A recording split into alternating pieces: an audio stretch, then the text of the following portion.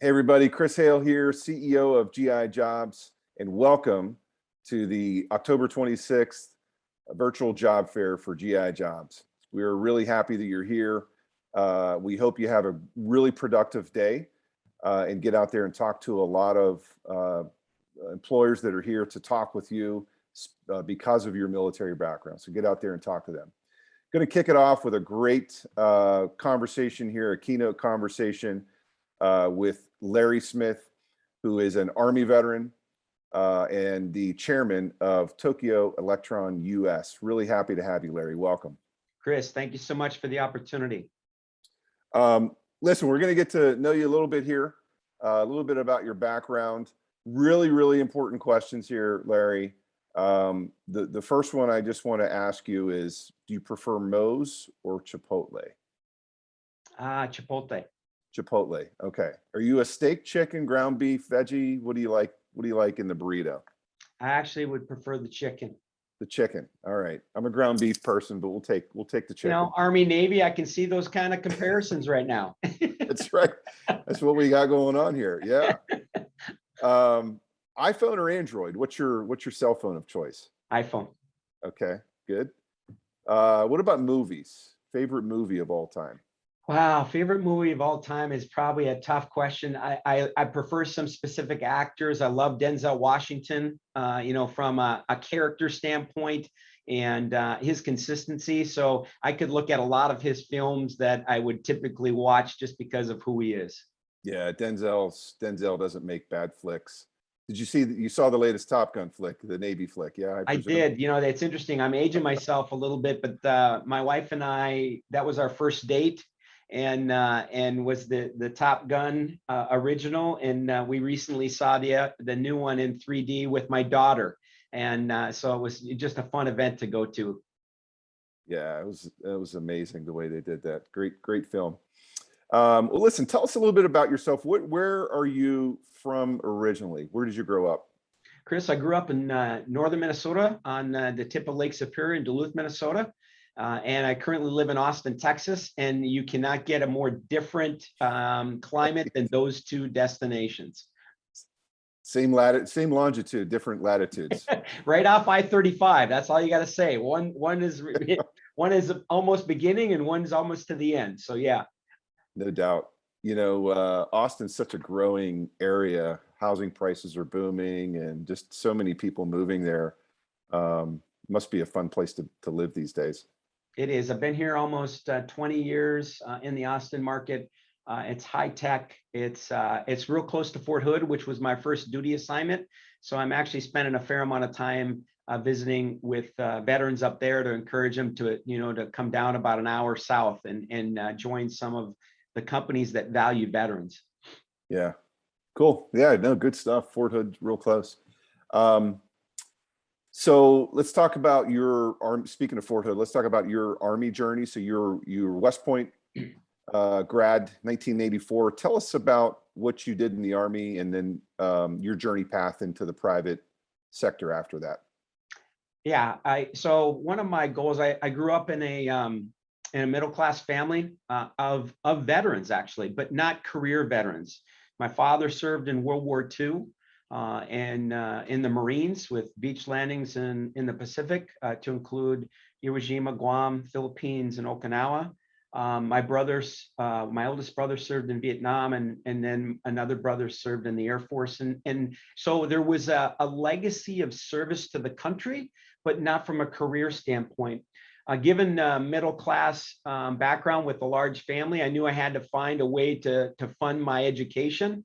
And in northern Minnesota, your easiest thing to probably do is to play ice hockey. So that was my path to get into the academy. So when I was looking at different options to pursue my hockey career, I knew I wasn't at a professional level, but I knew I had the ability to get a good education, and it couldn't have gotten any better than attending West Point.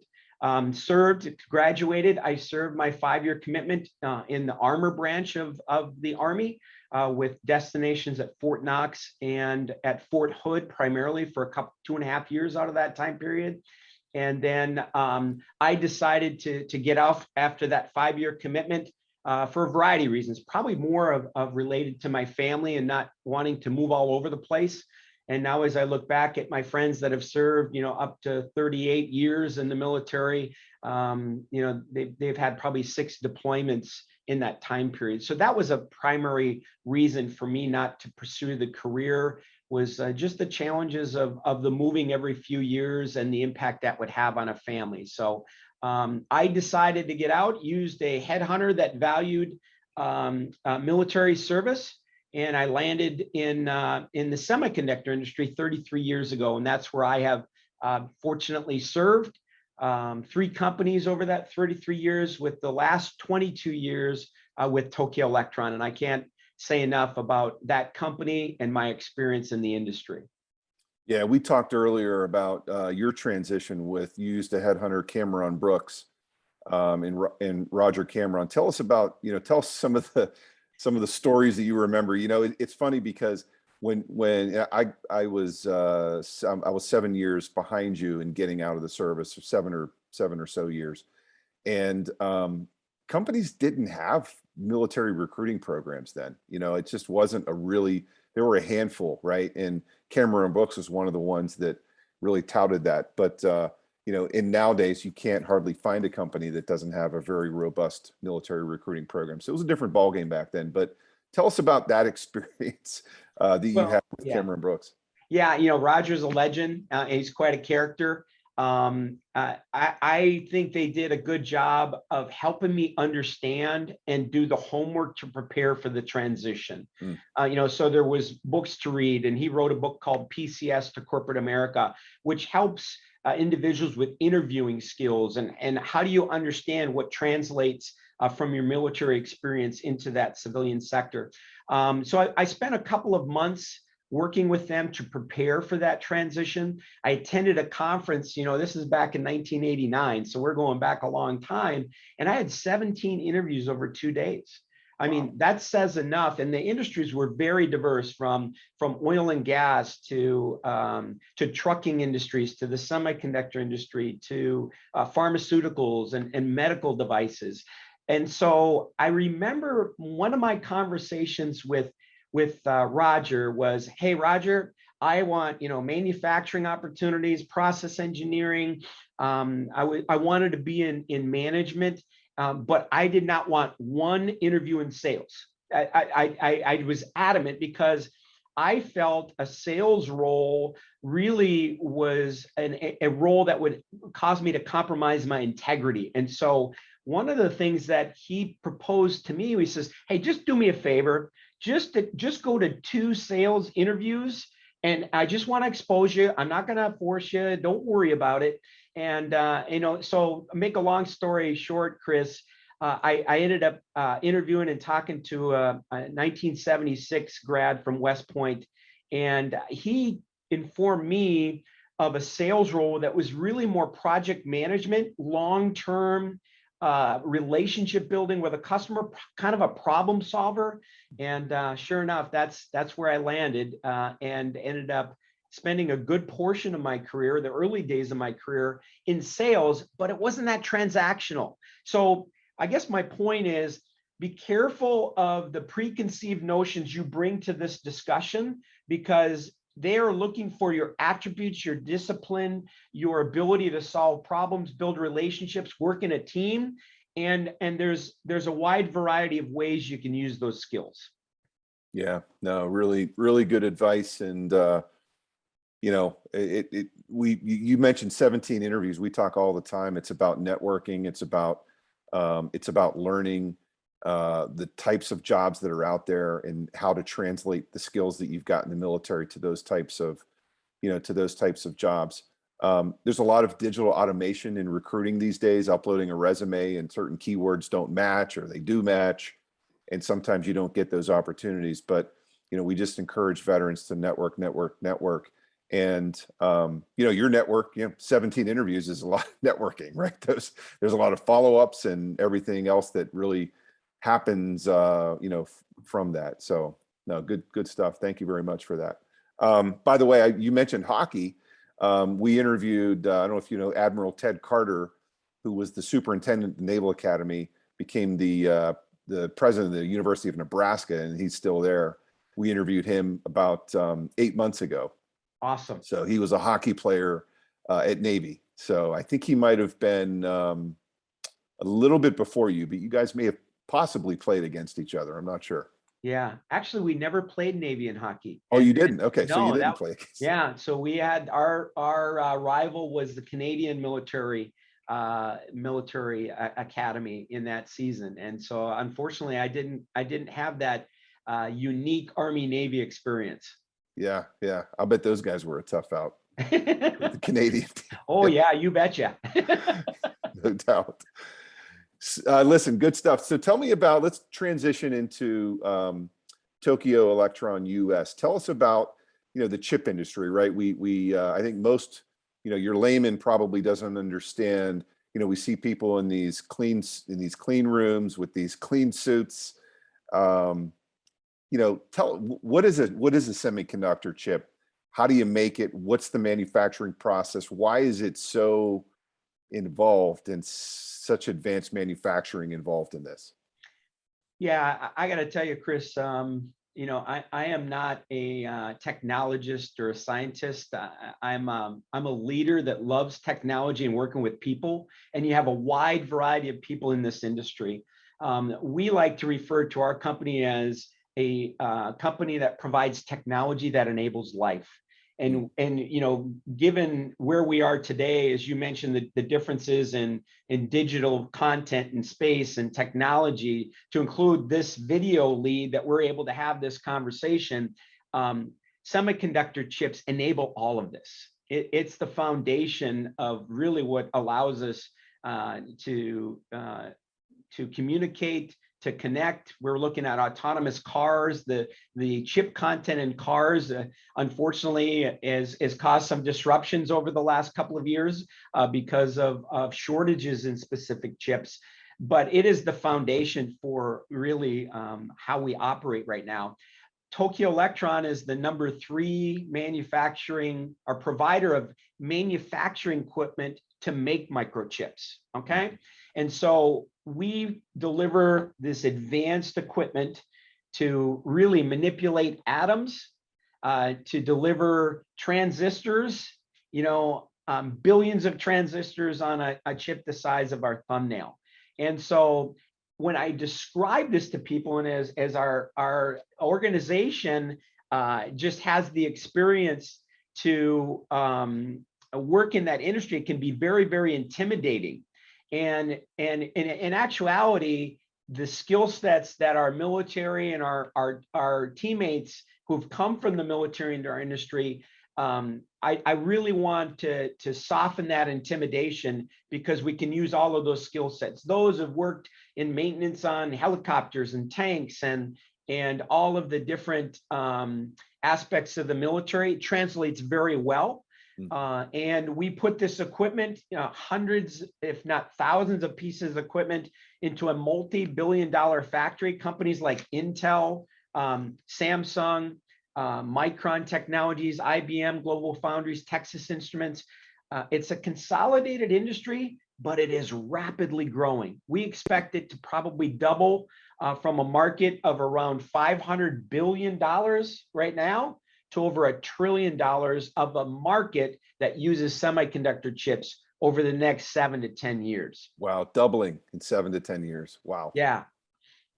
That is crazy. Yeah. And, there's chips in everything, the Internet of Things, right? IoT technologies and everything else is just going to, mean that we need more of that. Let me ask you this. So you guys supply, it's a global supply chain, as we know, as we've painfully felt, right, with the automotive chips. But you guys provide the equipment that enables the chip manufacturers. So does it matter if there's an increase in the domestic production of chips, which is obviously a hot topic right now, or are your customers, it doesn't really matter if they're overseas, domestic, they're going to buy your stuff either way?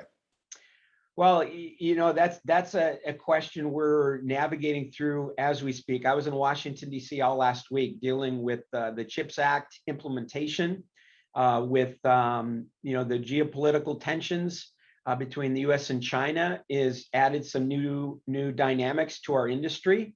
we're a global industry. I will say that right now.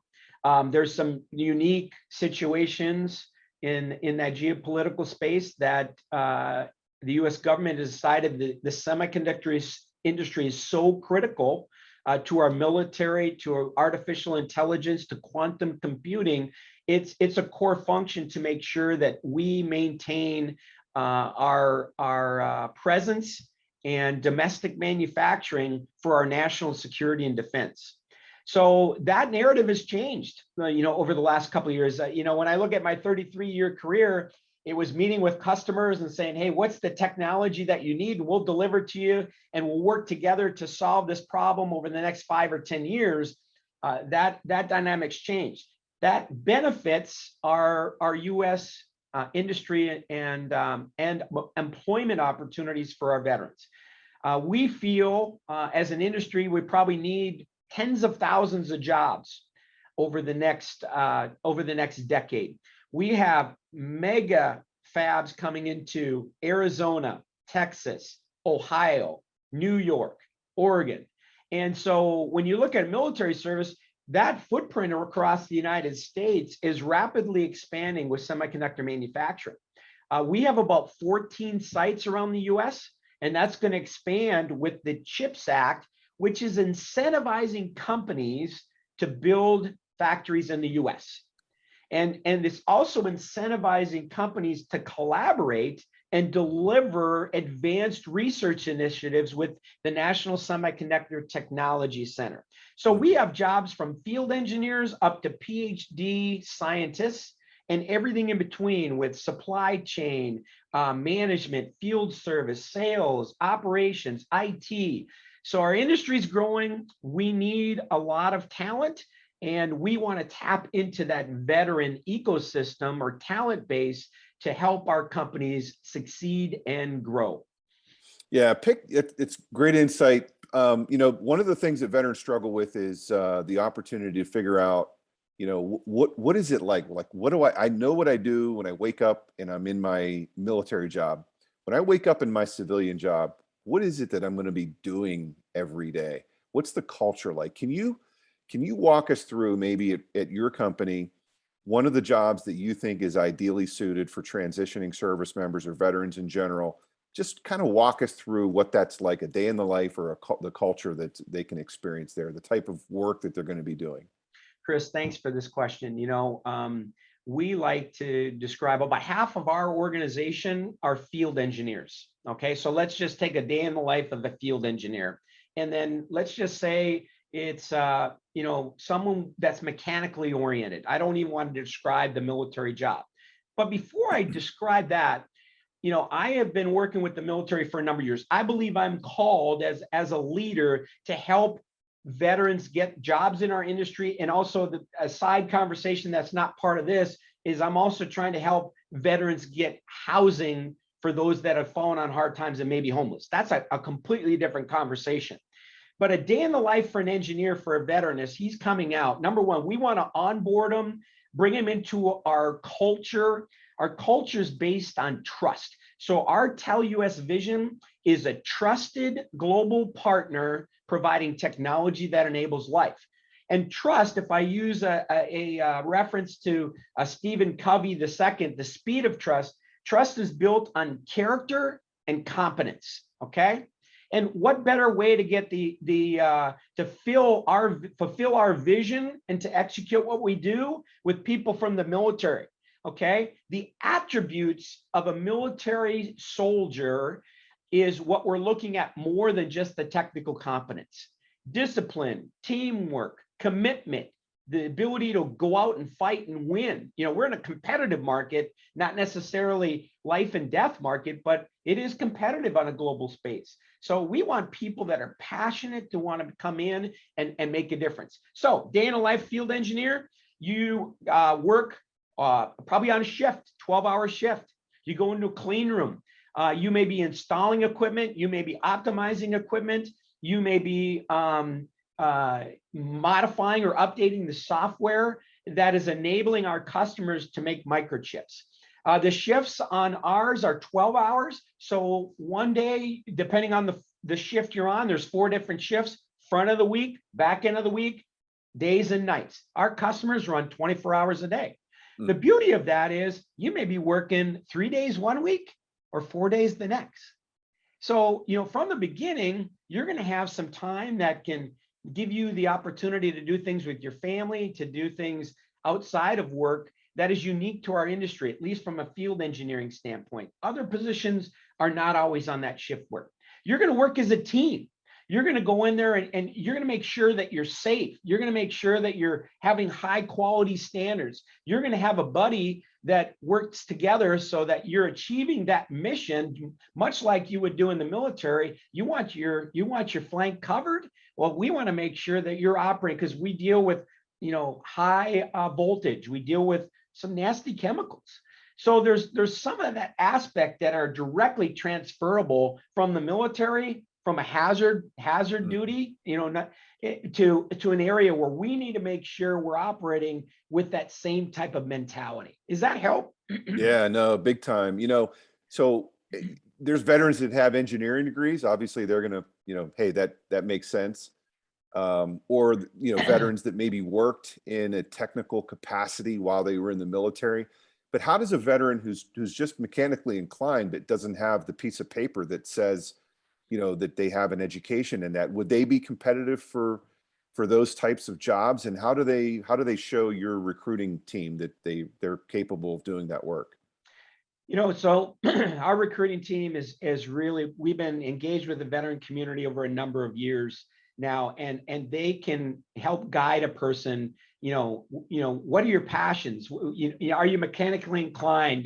Do you know what a torque wrench is? So there's some, I would say, fun from a field engineering standpoint. We have supply chain jobs, like I said, but Sure. in the day of life of a field engineer, where the majority of our jobs are, we want to understand, is there some mechanical aptitude? Okay. And then we're going to train you. So we'll give you the skills and the capabilities, and both from a foundational standpoint, but also from the expertise in our own equipment. We'll give you good documentation. So, hey, can you follow manuals? Can you work together with somebody and making sure that you're executing the maintenance and or installation in a correct fashion? So I'm not going to say we're going to hire every veteran, because that wouldn't be an accurate statement, but we have a good ability to vet and encourage maybe someone who isn't necessarily served in the military in that fashion to take some chances and to work on. Now, one of the benefits from the military is with the Soldier in Life program, you have the ability to possibly intern, for up to 6 months. And so that's a way that you could actually come and work for our company or another to kind of test it, to see if it's something you love, you're passionate about, and have the same skills. Yeah, great opportunity to be able to field test things like that. No, really great inputs. Any other policies, military recruiting policies, or or other things that you guys are doing to get the message out about, Tokyo Electron opportunities for the veteran community? What are you guys doing to advertise or to get the information out? I know you have a partnership with Fort Hood. Yeah, and I'm fortunate. One of my closest friends, we were lieutenants together in our early career at Fort Hood, was General Paul Funk, just retired as a 4-star general, was a TRADOC commander. He and I are working with our industry, SEMI industry, which represents 2,600 companies. And we are now, I've got him helping other companies, because I can hire hundreds, but our industry can hire tens of thousands. And so, sure, I want the best of the best. And I think we are a distinguished company, but I'm also broadening the expertise and exposure to the veteran community so that we can have a larger impact, both for those soldiers who've served well, but also to fill the gap of talent to literally meet the needs to bring up all of these semiconductor factories in the US. So it's a good match. So General Funk is helping us navigate. Our team is willing to share best known methods. Kathy Gardner is my lead on that side from a recruiting standpoint. You can go to www.tel.com, TEL. There's career openings there. We typically don't advertise, 30 or 40 field engineering jobs or 100 field engineering jobs. You may see field engineer in locations. There's a lot of locations across the states that opportunity would open up to. So we also have information on those websites that describe how you make a semiconductor and what our industry does and how we fit into that industry with 6 different business units that enable that technology. So yeah, continue to explore. We then show up. This is a virtual job fair, which is really important. It's efficiency and exposure and time and talents and treasures to get these individuals interested in different industries, but we'll show up in person too at Fort Drum and Fort Huachuca, and we're trying to expand our footprint beyond Fort Hood because we have needs all over the country. Yeah, I tell you what, as you get that kicked off with the general and sort of the industry itself and opportunities, not only at your company but the other 2,600, we'd love to help, in any way that we can market those types of opportunities. It's one of those things, we all read about the CHIPS Act and all the the need from a national security perspective, all the things that you mentioned. We all see this stuff in the news. I think veterans are just naturally intimidated by, hey, I'm not going to qualify for those jobs. We need to get that message out. So consider us a partner in that. I think it's a great initiative, and I appreciate your leadership taking that on with him. So that's great. Well, good. We're going to wrap up here. Anything else you'd like to, leave our veterans who are attending the job fair today, either about Tokyo Electron or just advice for the job fair itself? So Chris, you mentioned networking earlier. This is just another way to network. Thank you for what you're doing and the leadership you're doing with GI Jobs to make our veterans aware of great careers out there that can impact them and their families. And so as I just want to encourage them to take some risks. Don't go to the thing that's comfortable. Although it's an intimidating industry, I'm an average student, and if I can do this, I know my fellow soldiers can do it. They've been in the harshest conditions serving over the last several years. They've taken risks to go and serve our country. Please take some risks to have those conversations. And you know what? It's okay to get a no, because eventually you'll find the right fit for their passions and for that company. But look for companies that value veterans, that have a good culture, that are wanting to make sure they are aligned with really executing on the mission with something similar to what they've experienced in the military. Tokyo Electron is a company like that. There's many in our industry, and I appreciate the opportunity to share this story today and encourage those to attend your virtual career fair, but also take it to the next steps and take a few risks. Hey, the passion is authentic. I can't thank you enough for joining us today. Really inspiring words. And I just wanted to say too, for seeing veterans like yourself at the helm of some of the top companies in the world, frankly, it's seeing one of our own there, right? It's really comforting.